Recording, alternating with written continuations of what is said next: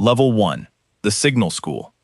You are pulled from the standard infantry track in your 4th week of basic training after an aptitude assessment flags you for the regiment's Signal School, a reassignment that means less marching and considerably more sitting in a dim room memorizing Vox codes until they stop feeling like a foreign language.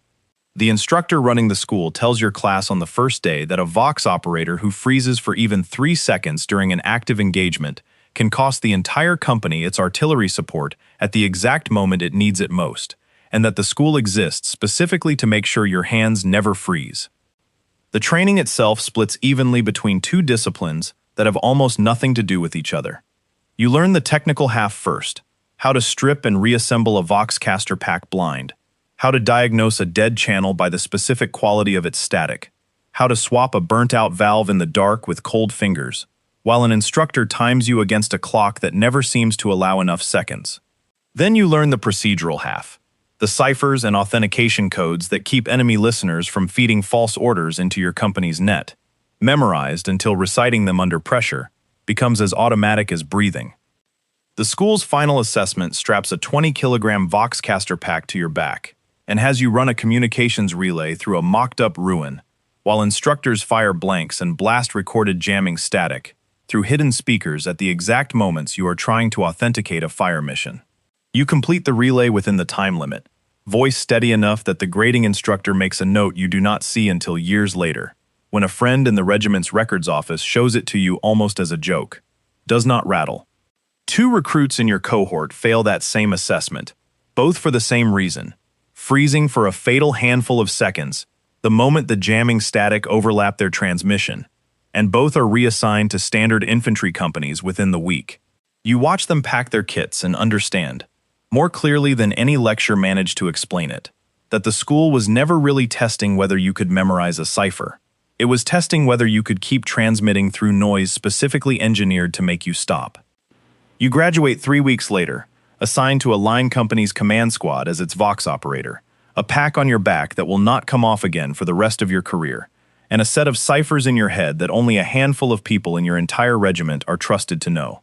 Your captain greets you on your first day with a single instruction that will end up shaping the rest of your service more than anything the Signal School taught. Keep the channel open. Everything else, he tells you, is negotiable. Level 2.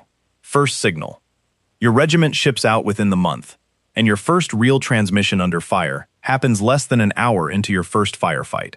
Your captain shouting map coordinates over the noise of incoming mortar fire, while you work the Vox-caster's dials with hands that want to shake, and mostly do not. The training back at Signal School prepared your fingers for this. It did not entirely prepare the rest of you for how loud a battlefield actually is when you are the one person in the formation who has to hear a distant artillery officer clearly through all of it. You authenticate the fire mission on the second attempt, the first garbled by static and your captain's voice cracking under the strain of shouting coordinates while diving for cover, and the shells land close enough to the mark that your captain claps you once on the shoulder afterward, without breaking stride toward the next objective. It is not praise exactly. It is the kind of acknowledgement that matters more than praise would. Proof that the equipment on your back did what it was built to do at the exact moment it mattered. A veteran Vox operator attached to battalion command finds you during a lull, 2 days later, and corrects 3 small habits in your procedure, adjustments the Signal School never covered, because the Signal School trains recruits, and this man has kept a channel open through 4 campaigns. You absorb the corrections the way you absorbed everything at the school, filing them away without needing to be told twice, because a Vox operator who repeats a mistake twice in the field usually does not survive to make it a 3rd time. By the campaign's end, you have relayed more fire missions, situation reports, and casualty calls than you can individually count, and the specific rhythm of it, the constant switching between listening and transmitting and authenticating, has become less like conscious effort and more like a second pulse running alongside your own. You notice, packing your kit for the transport home, that your hand still moves to the Vox-caster's dial reflexively whenever a loud noise cuts through nearby, an instinct that will take considerably longer to fade than the campaign itself did. Level 3. The Fire Mission Specialist. 18 months into your service, an artillery battery supporting your regiment starts requesting you by call sign, specifically whenever your company needs fire support. a preference that begins after an engagement, where your coordinates landed a barrage close enough to break an enemy counterattack without catching any of your own forward positions in the blast radius. The battery's fire control officer tells your captain afterward that half the Vox operators in the regiment give her coordinates she has to double-check before firing. Yours she trusts on the first call. This reputation changes the shape of your work more than any single event before it. You start studying terrain maps in your spare hours, the way other troopers study weapon manuals, learning to read elevation and distance well enough to correct a captain's rough estimate before it reaches the battery, catching errors that would otherwise cost seconds during exactly the moments when seconds matter most. An assault on a fortified ridgeline 6 months later puts this study to its hardest test. 3 simultaneous fire missions requested within the same 2 minutes as your company pushes 3 separate objectives at once, and you route all 3 through a single channel without a single garbled transmission. The battery credits the ridgeline's capture partly to the accuracy of the fire support in its after-action summary, a detail that never mentions your name specifically, but that every Vox operator in the regiment understands to mean, in practice, exactly whose hands were on the dials that day. Within your company, you have become the operator other units request when the stakes are highest. A trust built one accurate coordinate at a time. A newer operator transferred into your battalion asks you, over rations one evening, how long it took before reading a map felt as natural as reading a room, and you tell her honestly that you still check your own corrections twice, every time, because the day you stop double-checking is the day the habit that built this reputation quietly stops protecting anyone. Level 4. The Fleet Channel. Your regiment transfers to fleet duty in your 3rd year, and you spend the transit learning an entirely different discipline, coordinating Vox traffic between multiple compartments aboard a troop transport, where solid bulkheads and shifting deck layouts scramble signals in ways open ground never did.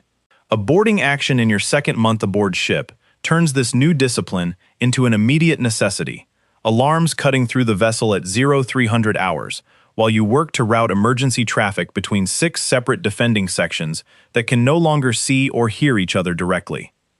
You relay positions and reinforcement requests through failing gravity and intermittent power, patching signal dead zones by routing messages through operators 2 decks over rather than losing contact entirely, a technique nobody taught you at Signal School because Signal School never imagined a scenario this specific.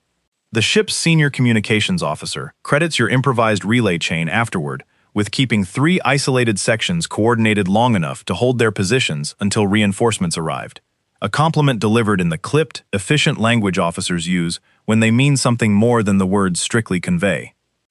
You spend the rest of the voyage cross-training with the ship's permanent Vox crew, learning the specific quirks of a vessel's internal communications architecture the way you once learned a Vox-caster's static patterns, knowledge that has almost no application anywhere except aboard a ship exactly like this one, and that you will nonetheless carry with you into every fleet deployment for years afterward. The ship's communications officer offers you a permanent posting aboard the vessel before your regiment disembarks, an offer you decline without much internal debate, because by this point in your service, the company on the ground has become the thing you actually think of as yours to keep connected. Level 5. The Jammed Line. The front stalls into a siege in your 4th year, and the enemy brings a jamming capability to that siege you're training back at Signal School, covered only in theory.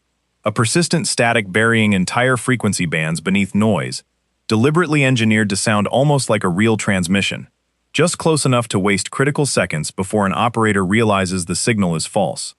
Your company loses contact with battalion command for 6 hours during the siege's 2nd week, an experience that tests every improvisation you have quietly built up across 3 years of service. You fall back on methods the Signal School taught only as a historical footnote, runners carrying written orders between positions, a signal lamp used for line-of-sight communication, with a forward observation post that still has visual contact with a relay tower beyond the jamming's range. None of it is elegant. All of it works well enough to keep your company coordinated through the blackout, and by the time your primary channel clears, your captain has stopped asking whether you can restore contact and started simply asking how long the workaround will hold. You spend the remaining months of the siege developing a rotating frequency protocol with the battalion's other Vox operators, switching channels on a schedule complex enough to make sustained jamming considerably harder to maintain, a system that starts as an improvised fix for your own company and ends the siege-adopted regiment-wide. Nobody names the protocol after you specifically. Every operator who uses it for the rest of the campaign knows exactly where it came from, and more than one of them finds a reason to mention it to you directly during the quieter stretches that follow. Level 6. The Interference. Your regiment redeploys against a Tyrannid incursion in your 5th year, and the first thing you notice, before the fighting even properly begins, is that your equipment behaves wrong in ways no jamming technology explains. Channels degrading into a low psychic pressure that leaves every operator in your battalion with headaches by the end of the first day. Nobody in Signal School ever mentioned an enemy that disrupts communication simply by existing nearby, a side effect of the Hive Fleet's presence that the Departamento Munitorum's manuals only vaguely gesture toward. You adapt by shortening every transmission to its bare, essential content, stripping the standard procedural phrasing down to the minimum needed for authentication, because longer transmissions degrade further into unintelligible noise the longer they stay open in that pressure. You develop out of necessity a compressed Vox code specific to this campaign, a shorthand dense enough that an untrained listener would mistake it for garbled static, and it becomes the only reliable way your battalion coordinates movement for the rest of the engagement.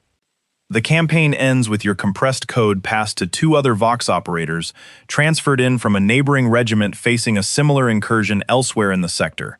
Knowledge moving sideways through the Munitorum's informal channels, the way most genuinely useful field innovations actually travel, operator to operator, faster than any official manual could be revised and distributed.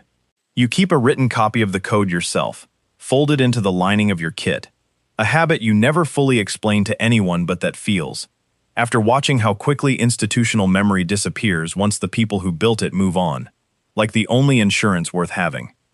Level 7. The Overloaded Net. By your 7th year, your battalion trusts you to run Vox coordination during any engagement large enough to put multiple companies on the same channel at once, and the hardest test of that trust comes during an assault that pulls 4 companies into a single coordinated push against a fortified position, every unit's Vox operator competing for airtime on a net that was never designed to carry this much simultaneous traffic. Fire missions, casualty reports, and repositioning orders arrive faster than any single channel can cleanly process. And for a stretch of nearly 90 minutes, you become the operator every other operator routes through to keep the whole net from collapsing into overlapping noise. You develop a priority system on the spot, holding back routine traffic to clear the channel the instant a fire mission or emergency casualty call comes through. A discipline that requires you to make split-second judgments about whose message matters most in a given 10-second window. Judgments with real consequences attached to getting them wrong. The assault succeeds, and the battalion's communications officer, reviewing the engagement afterward, calls your handling of the net during that 90-minute stretch the reason none of the 4 companies lost coordination with each other at the moment it would have mattered most. You do not feel particularly triumphant afterward. You feel, mostly, the specific exhaustion of having held 4 companies' worth of chaos together through your own 2 hands and 1 aching throat, and the quiet satisfaction of hearing, over the following weeks, that the priority system you improvised under pressure has been written up for the regiment's own signal school to teach the next generation of operators. A training instructor from that same school, the one who once wrote "does not rattle" in a file you would not see for years, contacts you directly to ask permission to use your call sign as a case study, a request that lands with more weight than any commendation could have managed on its own. Level 8. The Last Transmission. 2 decades into your service, you have trained more junior Vox operators than you can count individually, watching each one arrive with the same nervous uncertainty you once carried into your first firefight, correcting the same small habits your own mentor once corrected in you during a lull between engagements decades earlier. Your final campaign takes your regiment to ground that reminds you, more than you expect it to, of that very first agri-world siege, another jammed net, another company depending on your voice to keep them connected to everything beyond their own trench line. A young operator beside you loses his composure during the campaign's worst engagement, hands shaking too badly to authenticate a fire mission his company desperately needs, and you take the handset from him without a word, your own voice carrying the coordinates through in the steady, practiced cadence that took you 2 decades to build into something automatic. He thanks you afterward, embarrassed, and you tell him what your own mentor told you once, that every operator freezes the first time the stakes get real, and what actually matters is training your hands to keep working anyway the second time. An explosion catches your position in the campaign's final week, close enough that the blast leaves your hearing permanently damaged in one ear. A wound that does not end your life but ends, definitively, your ability to distinguish a genuine transmission from static, reliably enough to trust with other men's lives. The regiment's Medicaid board reviews your file and reaches the conclusion you already suspected, and offers you the same choice every veteran in your position eventually faces: invalid registration back on your homeworld, or resettlement as a colonist on ground your kind of regiment helped pacify further up the front. You take the second option, and spend your first months there teaching the settlement's newly assigned Vox operator the compressed code you built 2 decades earlier, under a very different kind of pressure. You leave the regiment carrying nothing on paper beyond a service record and an ear that will never fully hear a clean signal again. But the actual weight of what you carry sits somewhere else entirely, in every operator you trained, every fire mission your voice carried through static and interference and outright chaos, every company that stayed coordinated because a channel stayed open when it mattered most. On the settlement world, in the evenings, you still catch yourself listening for the particular quality of silence that means a line has gone dead, rather than simply quiet, an old reflex that farmland has never quite managed to talk you out of. The war moves on without you, the way it always does, but somewhere out past the horizon, a net you helped build is still carrying traffic through the noise. If this kind of story is your thing, hit like and subscribe for more. And let me know in the comments which rank or role you want to see next.